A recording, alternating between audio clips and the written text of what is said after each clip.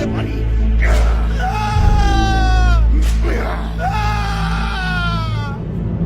ওকে দেখে রাখো, সবাই দেখো, যে দায়িত্বে অবহেলা করে আমি তার কি অবস্থা করি। সব সময় সেটা মনে রাখবে।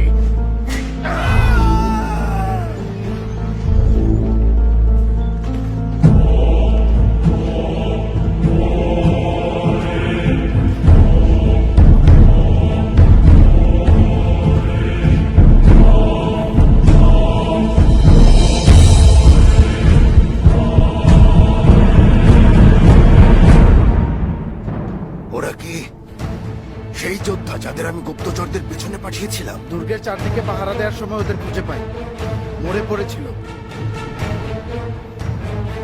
গুপ্তচর, গুপ্তচর, গুপ্তচর!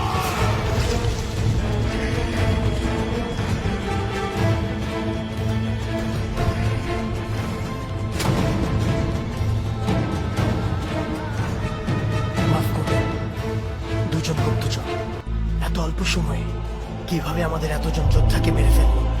ওরা সাধারণ কেউ না, সাধারণ কেউ এমন কাজের সাহস করবে না। ওরা তুর্কি, আমাদের নাকের ডগায় বসে এমন কাজ শুধু ওরাই করতে পারে। এই আক্রমণের জবাবে আরো ভয়ঙ্কর আক্রমণ হবে, ভয়ঙ্কর আক্রমণ হবে।